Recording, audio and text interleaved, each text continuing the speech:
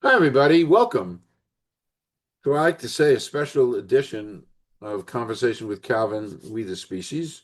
It's a special edition because I want to mention before I do a nice introduction uh, to Jim Mazziotti. And I'll tell you how we got together, and I'm going to tell you a whole bunch of stuff about Jim. But I might as well say real quick that this little podcast, Conversation with Calvin, independently with three different AI sources, uh, um, Google AI, ChatGPT, Claude, has recognized this podcast as in the top basic 1% globally because I've done 800 videos and 500 interviews, 5.5 years, and very, very few podcasts on earth ever get to those kind of numbers. And so I'm really proud about that.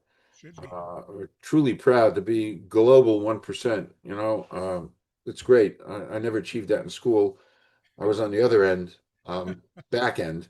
So now I'm on the front end. It's nice to be in the front. So I'm with Jim Mazziotti. We met because I was interviewed for his podcast, Senior to Seniors, because I'm like a magnet. Every time I hear seniors, I respond because I am in every shape, way, form a senior as an octogenarian. So I'm going to go to my notes. I never go to my notes because there's a lot to spit out here to introduce Jim the proper way, in addition to my being a guest on his podcast. But Jim's had more than 3 decades in business, and boy, do I love this. And I'm not just saying it, but I just love this. Uh, um, he one of the most important, which he talks about, one of the most important skills in business and in life is not the ability to succeed. This is so brilliant. It's the ability to fail forward. Wow. And we kind of touched on that a little bit before we went on air. He's a 34-year real estate veteran. There's a lot there, and he's one of John Maxwell's founding partners, a certified coach, a trainer, a speaker. And he received a full certification with his John Maxwell team, and he's delivered real estate presentations to professionals and law enforcement organizations. I remember reading somewhere about eyewear chiefs of police that he did that too. Uh, this failing forward presentation, which is just brilliant, is based on John Maxwell's work and there's a 15-step method for achieving success. I mean, I love this stuff. And that's in the gist of what we're going to be talking about. He's has earned all kinds of awards, Spirit the Core Awards, et cetera, et cetera. And he's now living in Texas. He moved there from the great Northwest. Uh, um, so, I mean, this is great stuff we're going to be. He's also the author, I must mention, and we talked about this too before we went on air, the challenge. 144 letters written to his son, and that to me is a wow. I mean, wow that he's done that. And I talked about my son before we went on air. So, a bit long-winded, but necessary to kind of frame this in the right way. So, Jim, why don't you say a few opening words, and then we'll jump in to your world. Well, listen, thank you so much, Kelvin, for asking me to be on your podcast. Congratulations on the awards you've won and your standing in the world with podcast. It's something that I hope that I can achieve with my Senior to Seniors podcast. I've just done, I think, 70 episodes, so I'm pretty new, just into it a year. So I'm pretty new to it, and I look at you as a real model for what I can do. But thank you for having me.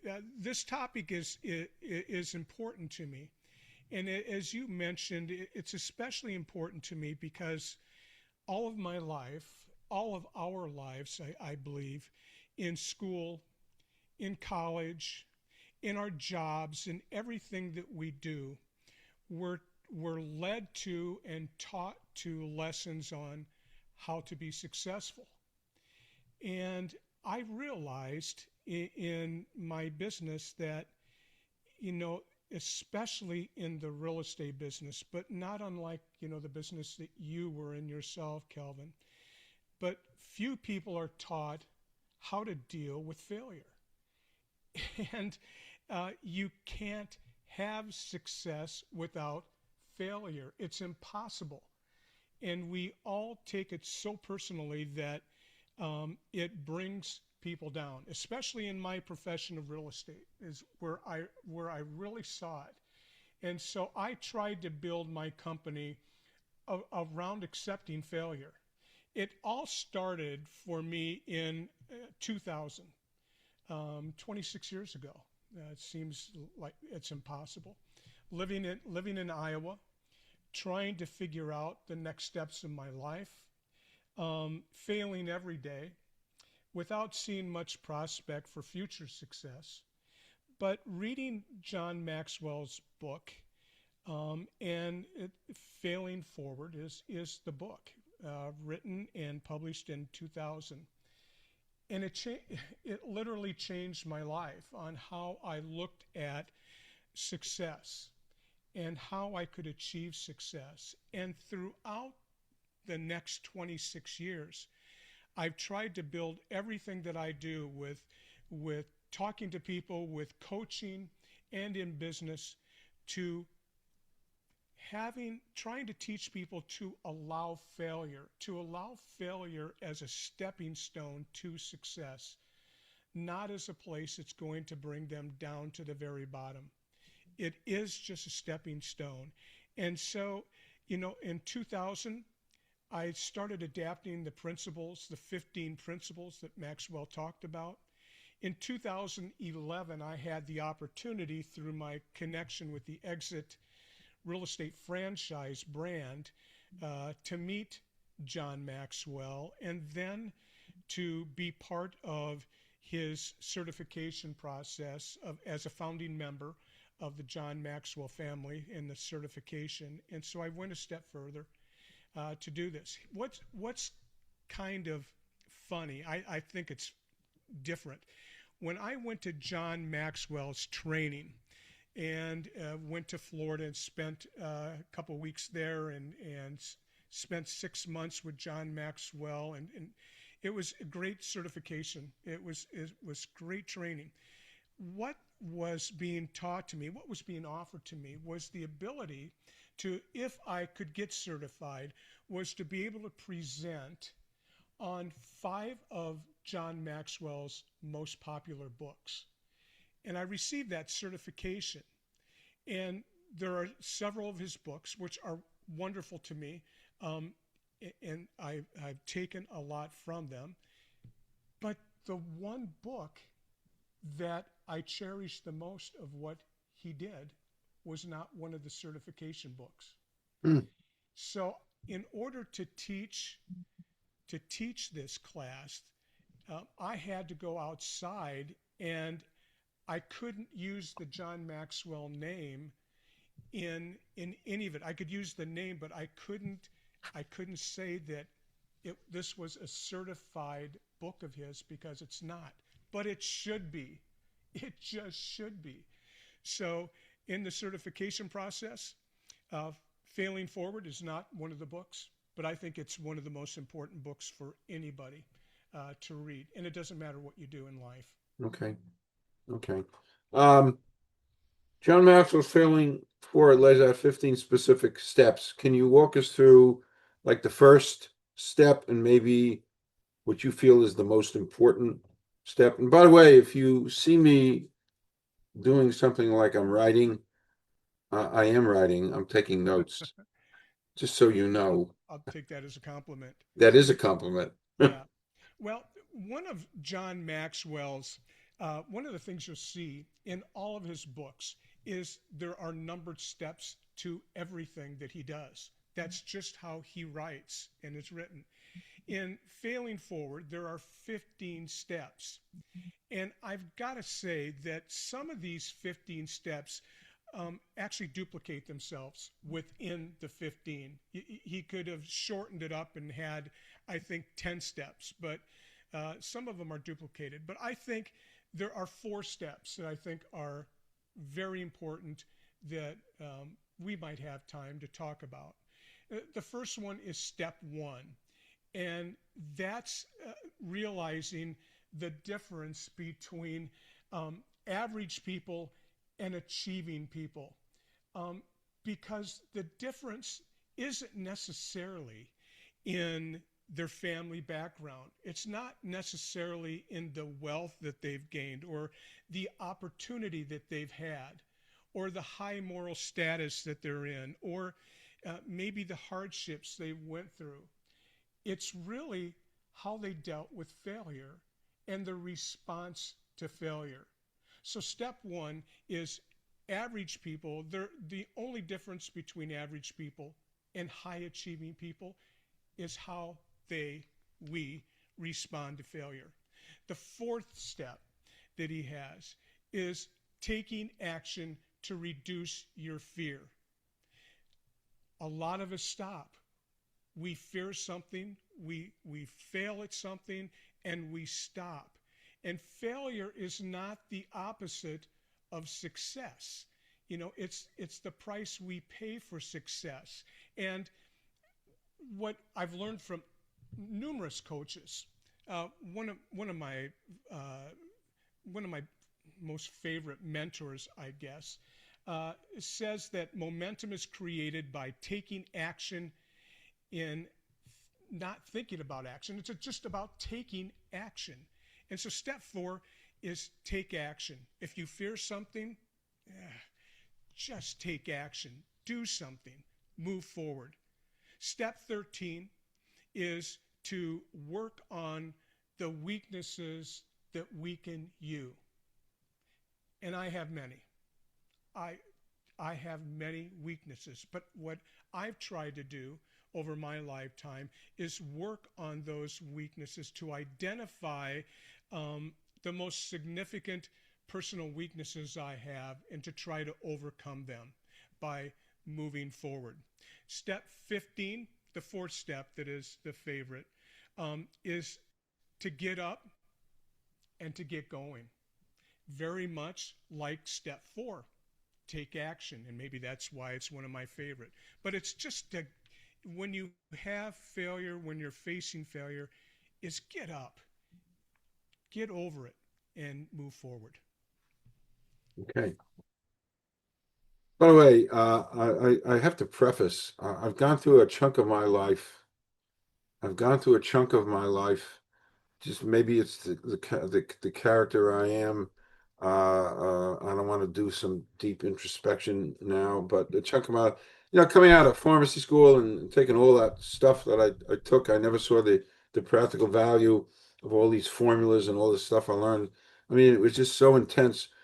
And then and just growing up, I never really subscribed to the umbrella of self-help.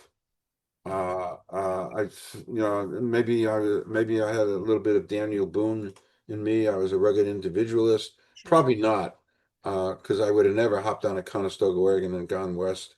Uh, Nevertheless, so I didn't embrace a lot, but in my modern, as I became an adult and I started to dabble, and I can say there's such tremendous power with the right words and the right concepts. So, and some of that stuff has changed my life around. And I said that to you before I went on air. If I didn't do things, if you don't do, you can't fail, and you can't learn, and you can't get better. So you've Absolutely. got so you've got to reduce fear, and you got to do things. But anyway, what I'm trying to say is there's such merit as I've been trying to absorb this in which we're going to talk about. Powerful stuff, really. And I can say it works. It works for me, and I'm one of the most resistant Two. uh, Mm-hmm. to that. Yeah. It works. So, one of the most powerful concepts in the book is separating a person from failure.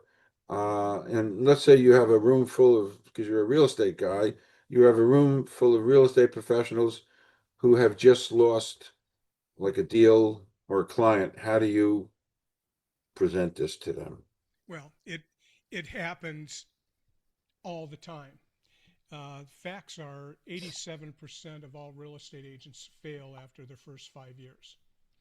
I think that's a terrible, terrible statistic, um, but it's true, and I saw it firsthand. Often blame myself for inadequate training, um, inadequate inspiration, um, unable to motivate people. Uh, but what I learned along the way in all of this was it really was about accepting failure. Because in the business of real estate, and we're not here just to talk about real estate, but just any business, failure happens daily, often daily. If you do the things, I'm an accountability coach with real estate agents. So when I set up a real estate agent, I ask them to do certain things to be successful. One of the things is to make phone calls and or to talk to people, just to talk to people. And we know statistically that one out of every 150 calls, contacts you make with people will get you, will land you a transaction, will actually be a payday, will be money of some kind. Not immediately, but at some point. One out of 150. So that's that's a lot of failure. And so I think in working with real estate agents especially, but with working with anybody, I was in the music business for 20 years. And it was the same with sales, with anything. I had to help the agents get over that failure and to move forward every time they faced it, and to realize not to take it personally or professionally.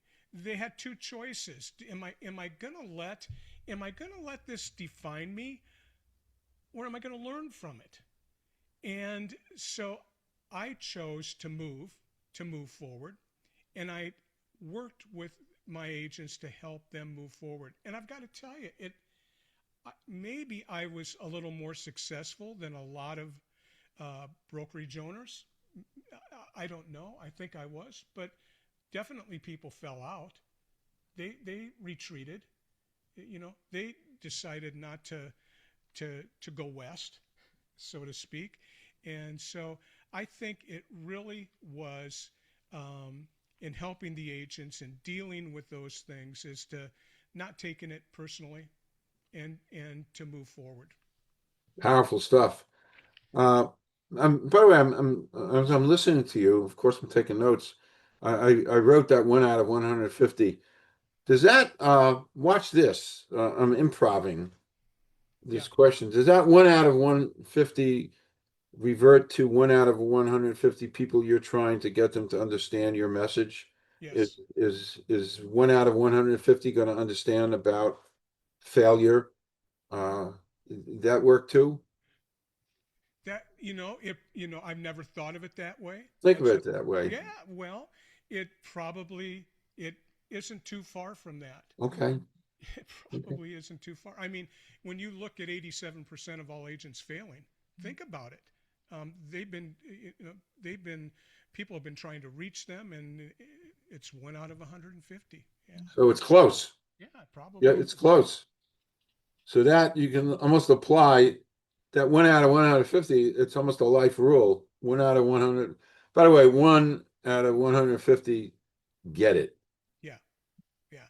And in my novel, which I don't mind promoting, Hmm. um, I don't mind promoting 11 national awards. I explore. I didn't know what the hell I was doing, but I explore the notion you either get it or you don't. Yeah, And I said that a whole bunch of times in the novel.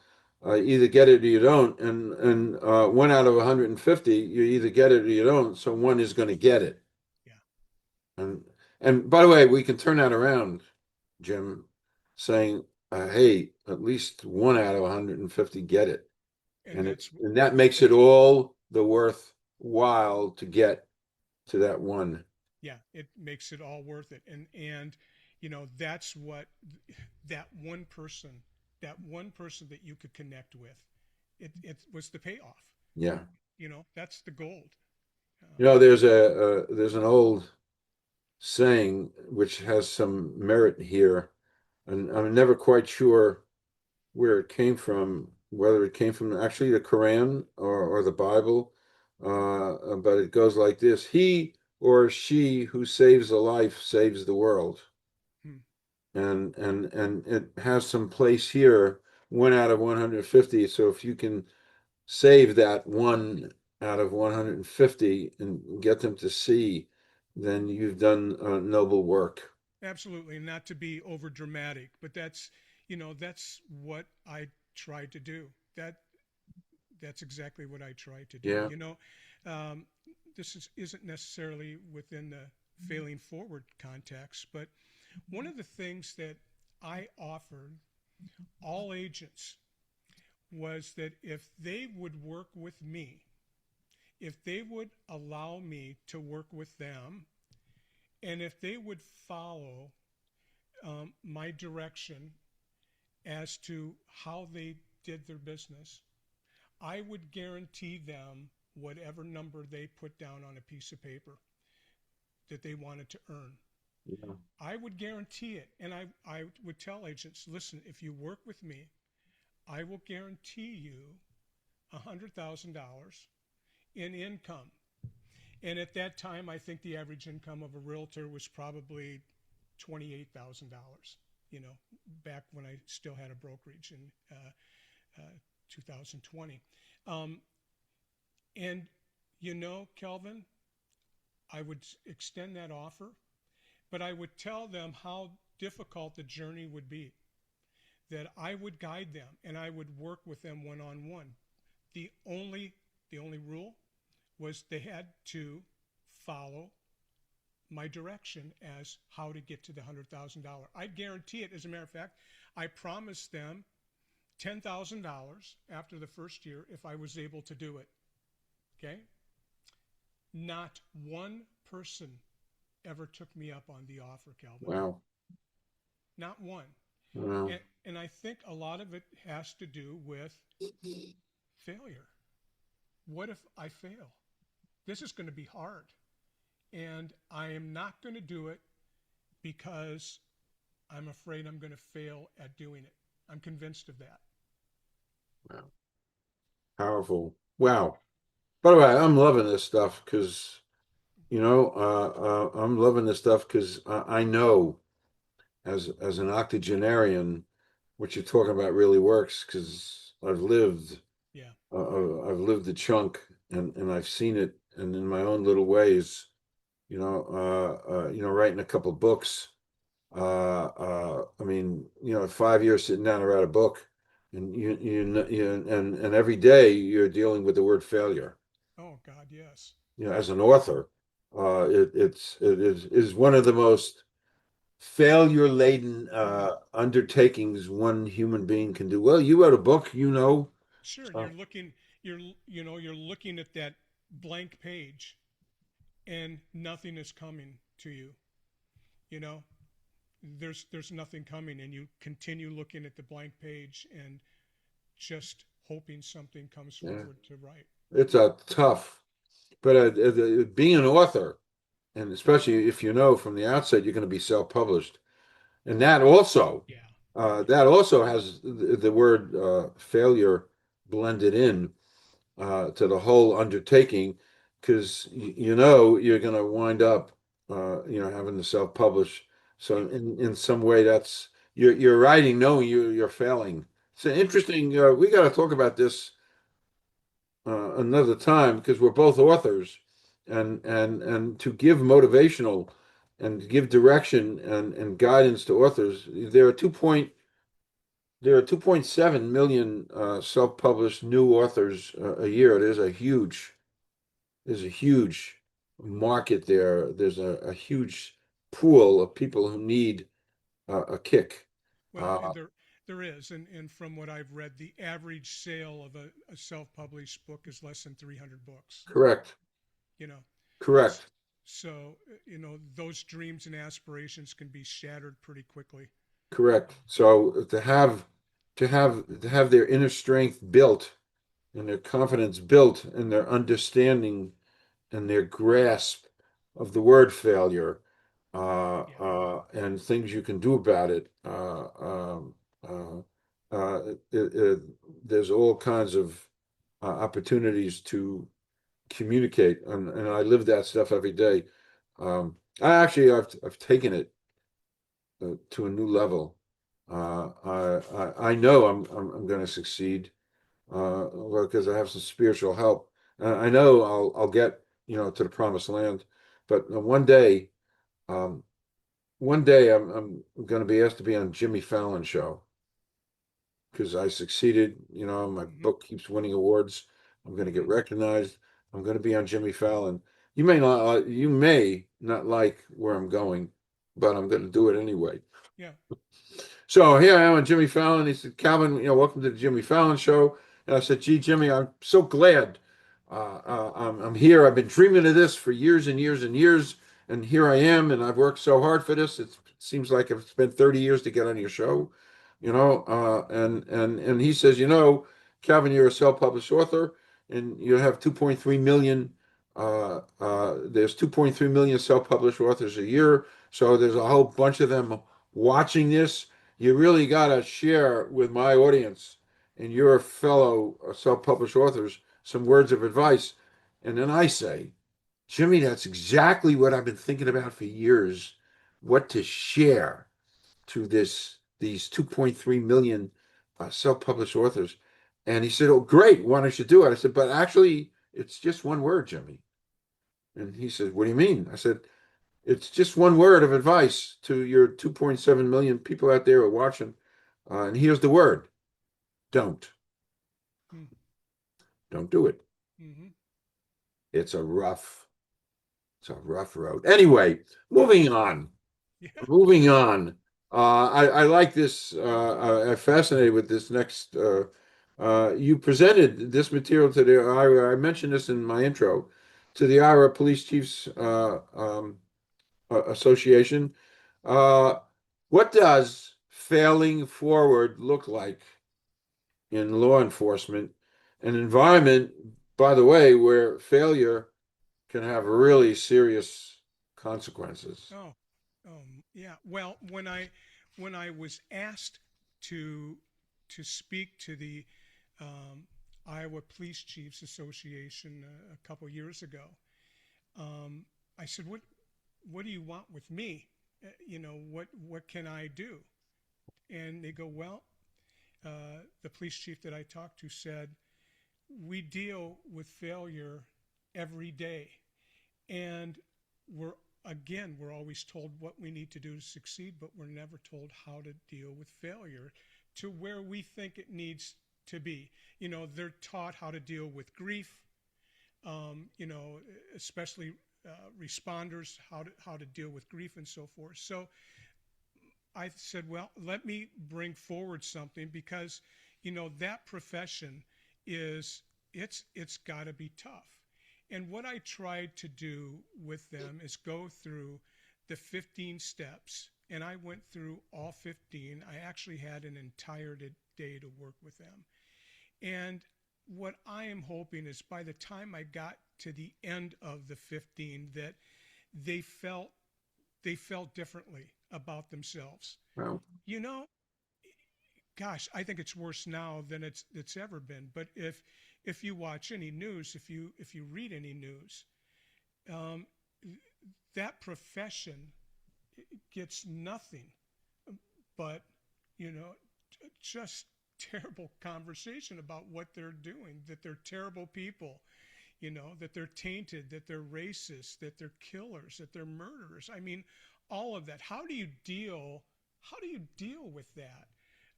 And still get up and go to work every day. And it really, I think that is to you've got to move on and you've got to move forward. You're not failing. Um, you know, failure might seem to have a grip on you, but that grip is fear, and you have to know that that's what holds most people back from really living the life that they want to live. And so what I try to do with the police chiefs is to connect with them as someone that's not in law enforcement, someone that understands them, that it's okay to admit. It's okay to admit your fear and to move forward with the fear. Let go of the past. You know, the past is the past. Let's work on letting go. Let's work on changing yourself. How could you change to be better in law enforcement than you are? And what benefits can you take from every bad experience that you've had? And I think that single thing where, we actually stopped and went in the room and I asked them to identify a bad experience that they've had. And they've all had bad experiences, from a general traffic stop to something as awful as, having to shoot someone. It's the full spectrum. But what benefit can you find in every bad experience? And I think what it allowed them to do was to realize that, yeah, there is a benefit. I'm helping the public. I'm saving lives. I'm making things safer. When I go home at night, I can be proud of what I've done during the day. And again, one of my favorites is work on.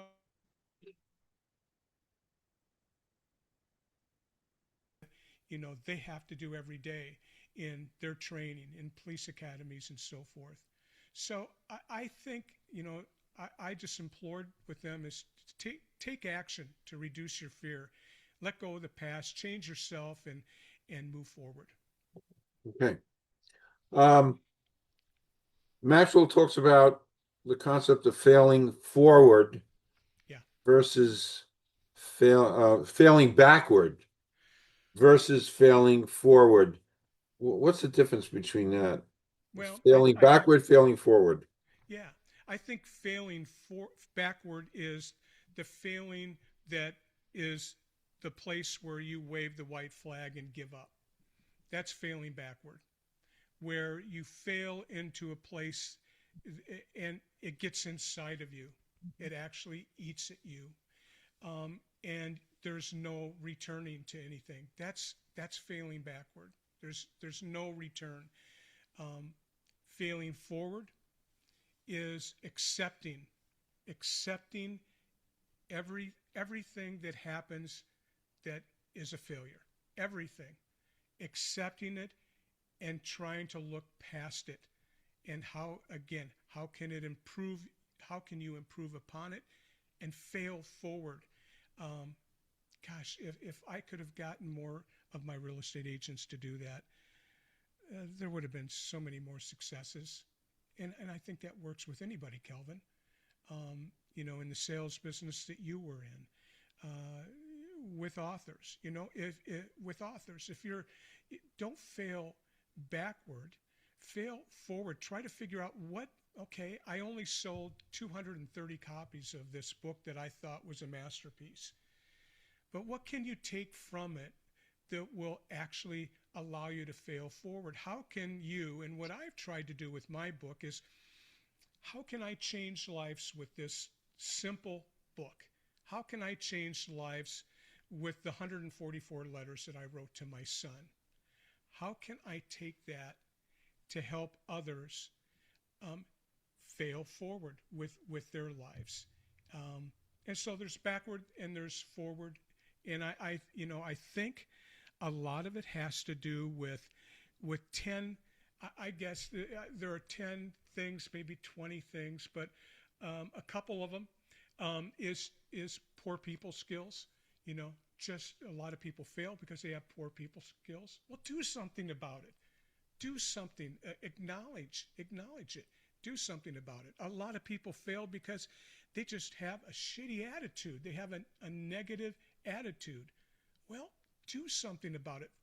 Find somebody around you who has a positive outlook on life and a positive outlook on how failure can advance your purpose.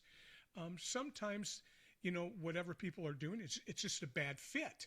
Well, acknowledge that it's a bad fit and move forward. And sometimes it's a lack of focus. With the people I worked with, I saw it was so much just a lack of focus. So I think the difference between failing back and failing forward are some of those things. One of the biggest, Kelvin, are people with no goals. And I'm not a big guy where I have goals all over my walls. And, I do yearly goals and I go through steps. I really have on my desk on daily goals, just what I want to achieve for the day and where I want to move forward. I have daily and I have quarterly, and then I have yearly goals. But I think that's hugely important as well. Okay. We touched upon this a little bit. Fear is at the core. You've touched upon this, and maybe just to go over it again, fear is at the core of why most people avoid failure. How does Maxwell and how do you, address fear when you're presenting this to a group? Hmm. One of the best ways to address it is through stories, I think. I always think it's the best way. And, one of my favorite stories that I can talk about fear, I can talk about failure, is one of the stories I use all the time is the story of Sylvester Stallone. I don't know if you're familiar with I his, know all about that. okay? He was totally broke.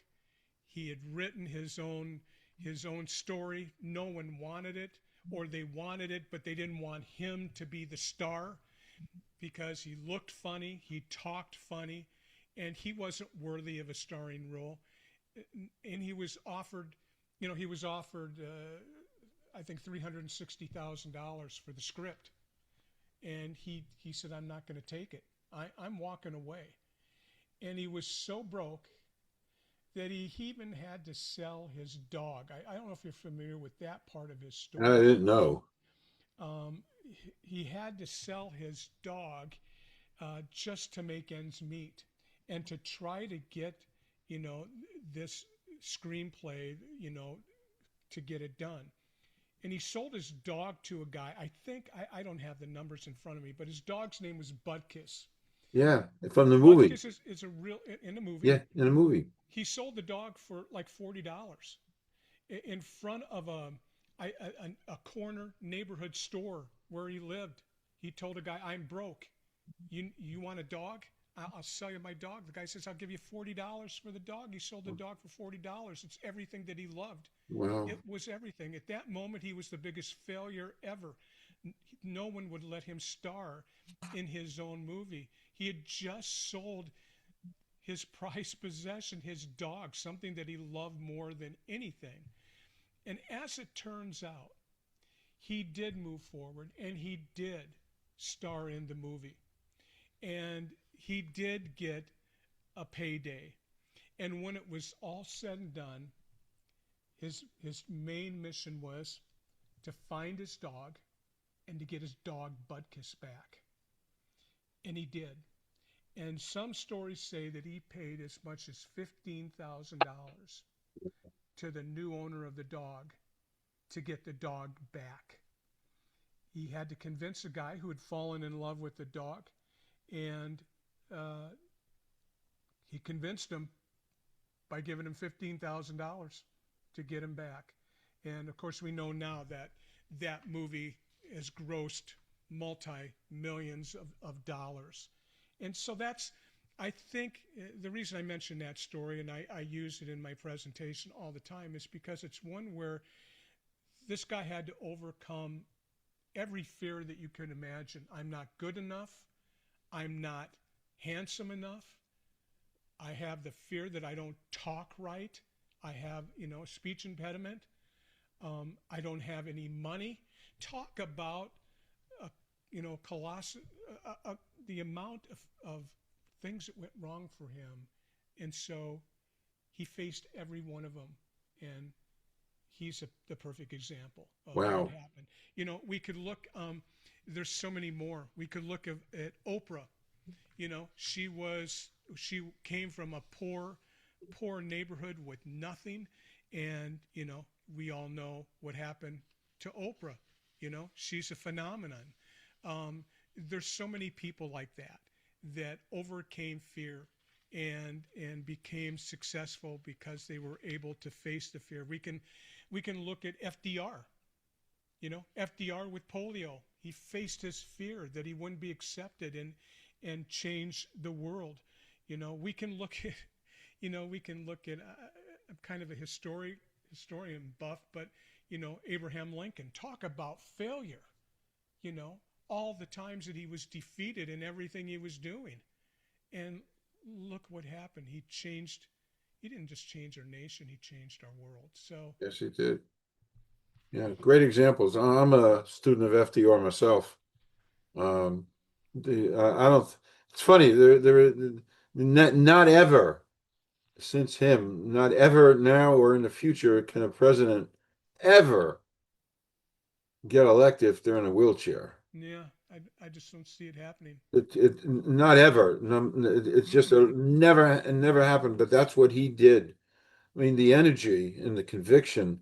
And I use Roosevelt a lot uh, in my everyday, thinking, and I write about. He was maybe the greatest political strategist who ever lived because he'd be sitting there with Stalin and Churchill at Yalta, and he'd let Stalin play all his cards out, Churchill play all his cards out, and then at the very, very end, at the precipice of the end of that, he would jump in after hearing Stalin, after hearing Churchill, and then he would go in for the kill, and he would do all his thinking, and of course he would always win. Yeah, He would always win because he let them all. And I do a bit of writing about that precipice thinking in my tortoise book. I made it up precipice thinking right at the very end because you're assessing and you're digesting everything that's on the table, and then you jump in and you go in for the kill. Want to take a little bit of a deep breath now. I forewarned you this was going to happen.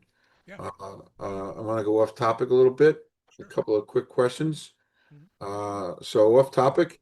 Here's the scenario, Jim. Excluding family or friends, somebody living or dead you'd like to spend a day with. And it could be one or two or three answers. There's no rules here. It's a provocative question. Yeah, it may not be as provocative as you think it is for me. Um, I've got to tell you that my life was changed in 1964 musically by the Beatles. And I don't mean to have this sounds insignificant because it's not. I realized when I was in Las Vegas watching a Circus du Soleil show about the Beatles called Love. And I was emotionally overtaken watching it because I realized by watching that presentation and listening to the music that the people that changed my life were the Beatles because they directed me towards music, which was my love of for life and of life. Um, so when I was 12, 13, and 14, I started playing professionally um, every weekend as a 12 or 13-year-old could, and it was all inspired by the Beatles. So I've got to tell you, if I had one person to be Paul McCartney, and I would love to do that while he's still alive. Don't know if I'll have that chance, but I would love for him to tell me about his heart and how how he and Lennon put the lyrics together. That many of them are silly. You know, many of them are silly love songs. Is what he says. But some of them come from somewhere not on Earth. They just don't. the inspiration has to come from somewhere else. So I think the first person I'd like to talk to is Paul McCartney, Yeah. Great. just to thank him for how he changed my life. As a result, my life with music has been big. I majored in music in college, performed music for years, could have played professionally, decided not to go in that direction. But he'd be number one. Perfect. It's funny, I've had two near misses with Paul because he married um, his last his last marriage, a girl with a lot of Jersey roots, Nancy Mm-hmm. Chevelle. Actually, her father's a trucker.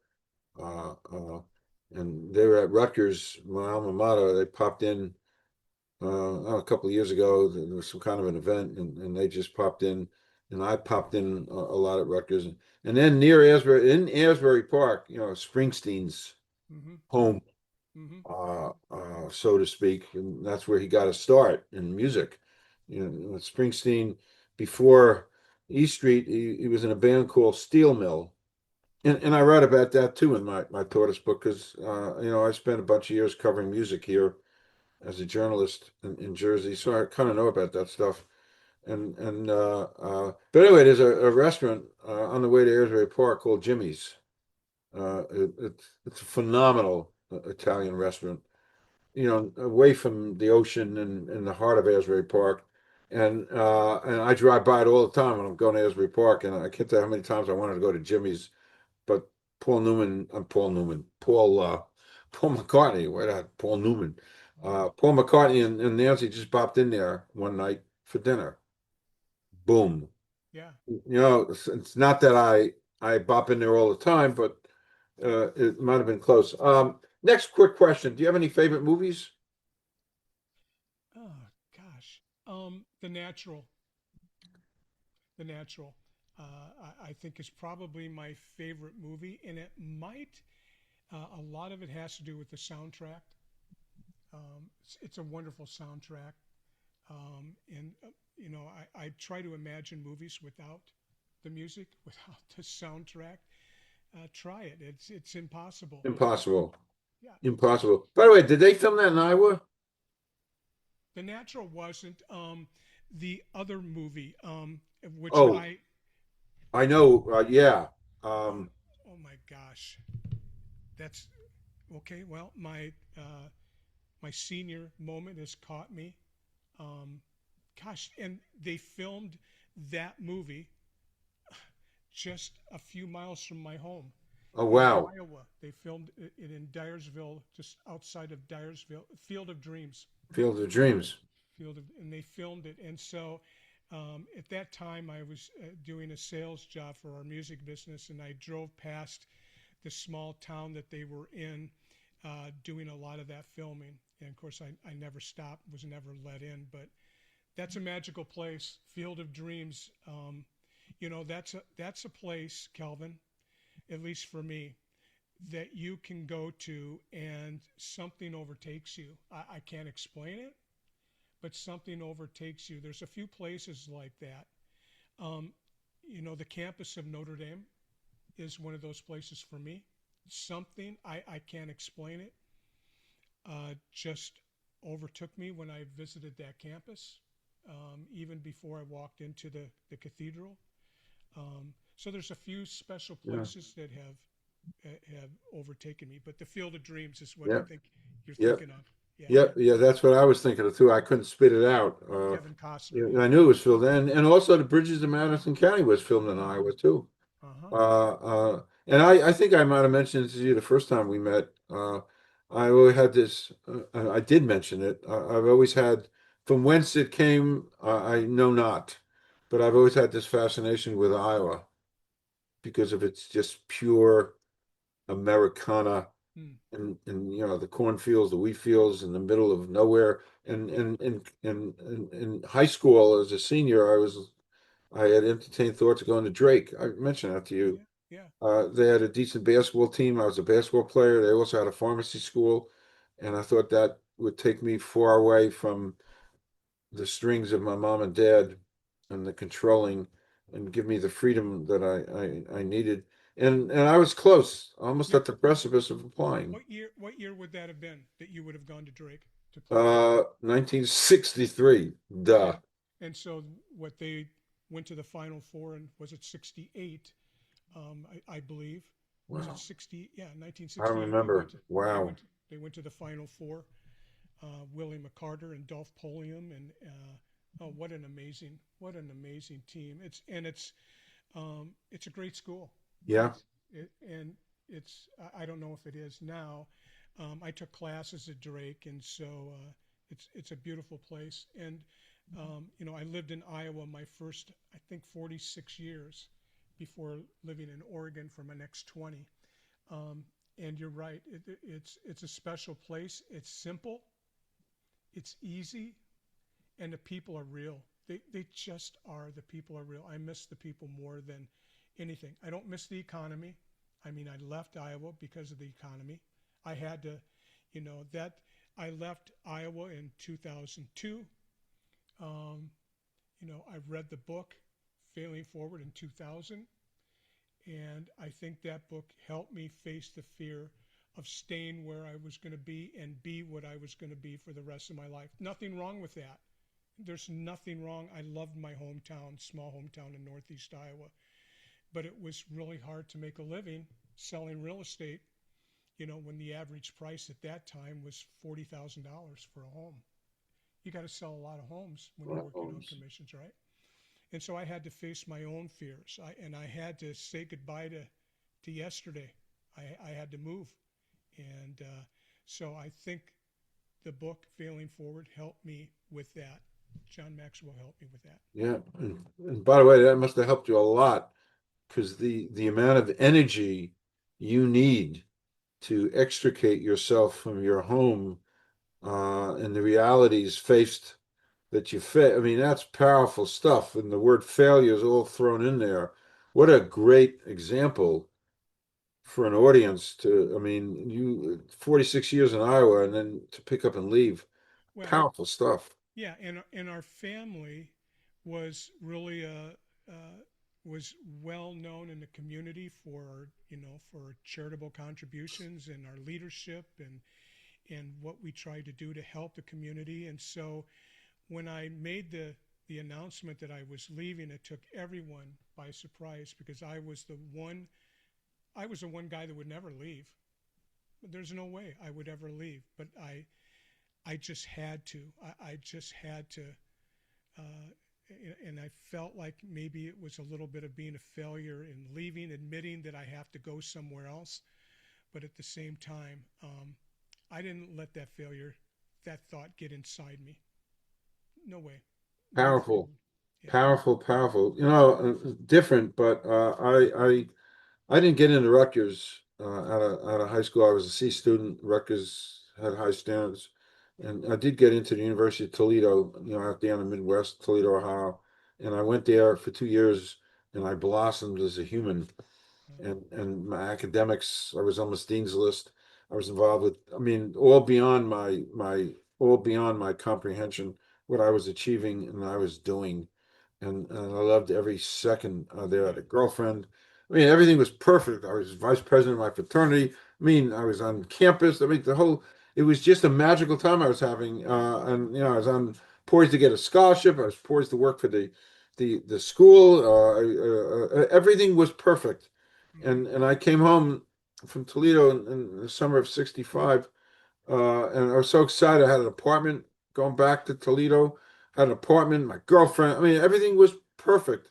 And we're having dinner. My mother and father and my sister we're having dinner in the summer of like July, whatever it was. I took a course in Rutgers Summer School. I took a course.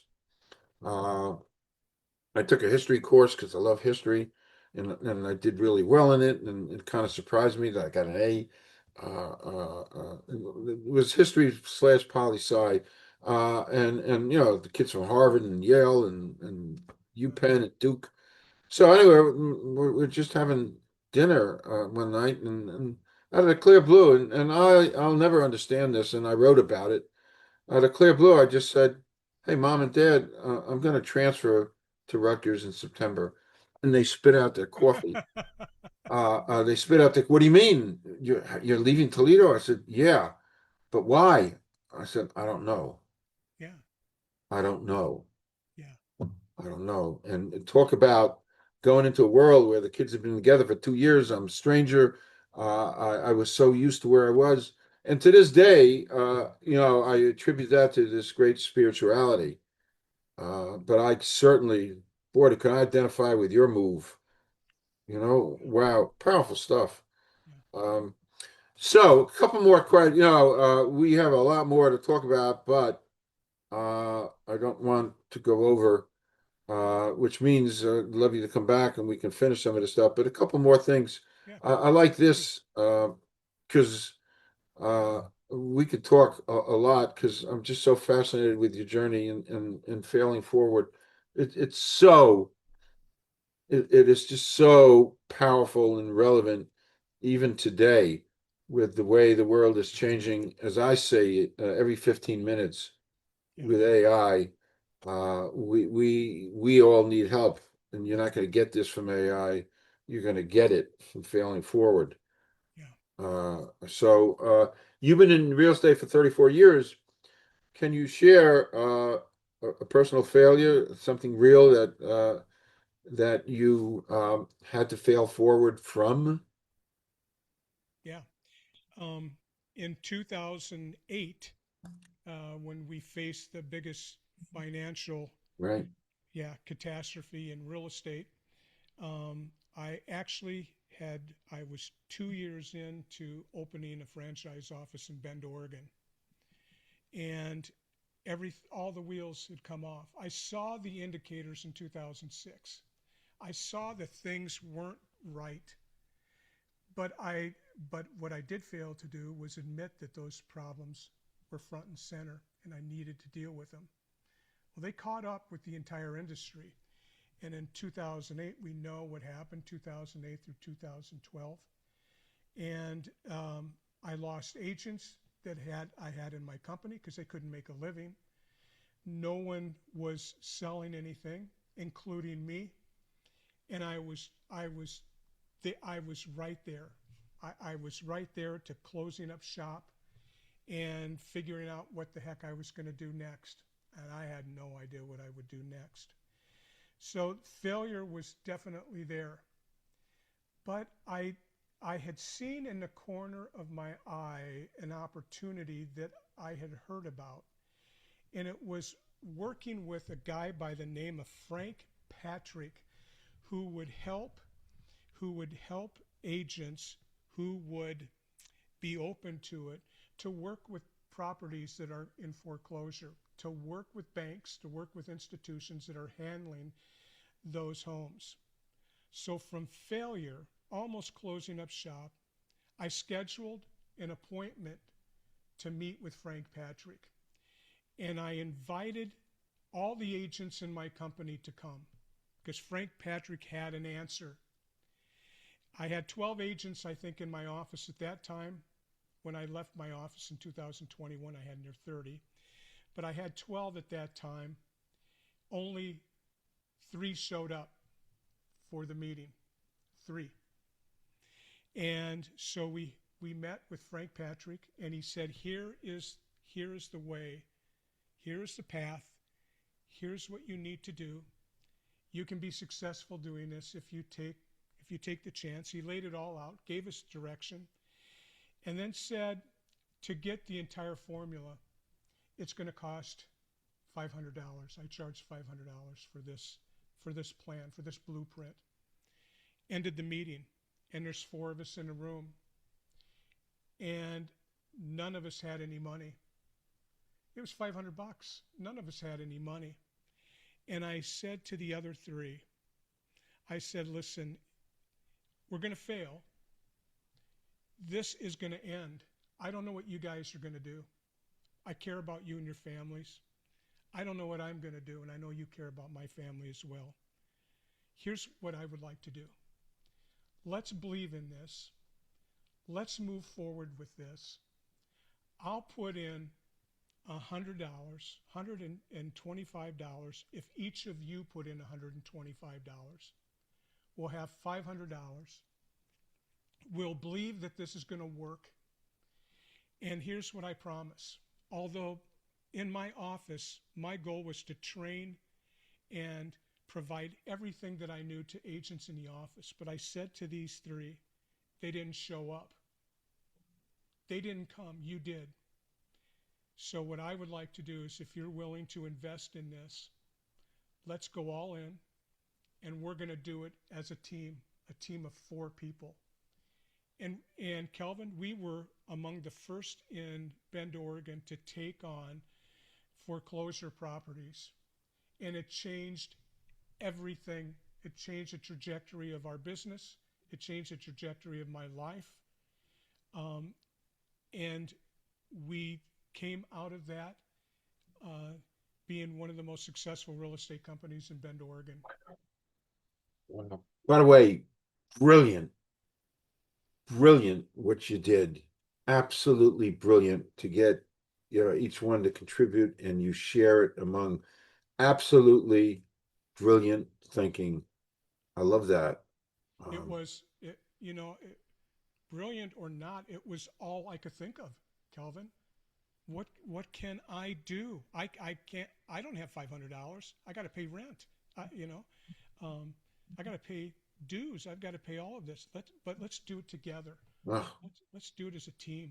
And if we do this right, and if we're all willing to work, and as it always is with real estate meetings that I've always had in my offices, the people that show up are the people that do, right? Those are the ones that do. So I knew that these 3 people, I knew they would do, and I knew they would be all in, and it not only changed my life and our business, but it changed their lives. That's what's so incredible. It changed their lives to go on to do bigger and better things themselves. yeah. Great story. Wow. That is a great story. It does make a difference. So, winding down, Yeah, and setting all this up for chapter 2. We'll talk about that off air, so we can finish your journey loosely at this stage where we're at. What would you want people to walk away with after hearing you speak like this? After this conversation, what is something for people to walk away with? pretty simple, I think. I don't know where the people watching and listening to this are in their lives, but I do know that whether it's with family, whether it's with business, whatever it might be in life, we all face failure. We all do. It's just part of life. I just want them to hear this. You are not your failure. Don't let anyone identify you by your failure. And there's a shift that you can make. We all can make. And so I'd say um, from being the failure, from saying, I am failure, to I failed and now I'm going to move forward. So remember, you're not your failure. Move away from it. You're better than that. And walk away with a different relationship to failure. Don't adopt that relationship. Don't partner with it. Don't partner with failure. Move from it and move forward. Brilliant. Again, brilliant. Well, you should know, I've got 2 pages of notes on you from today. Thank you, Thank you. Jim.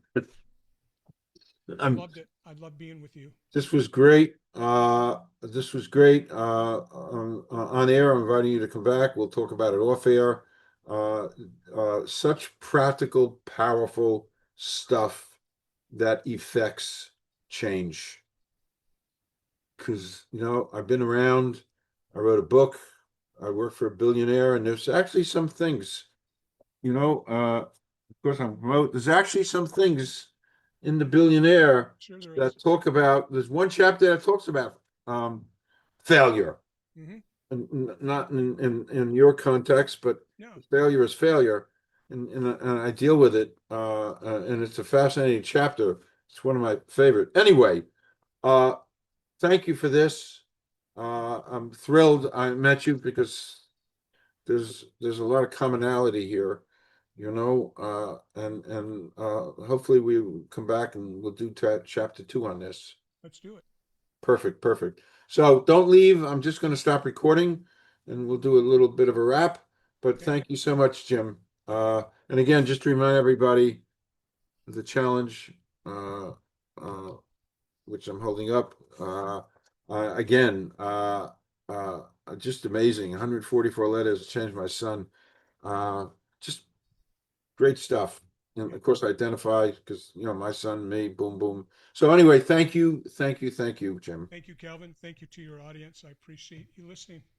Okay.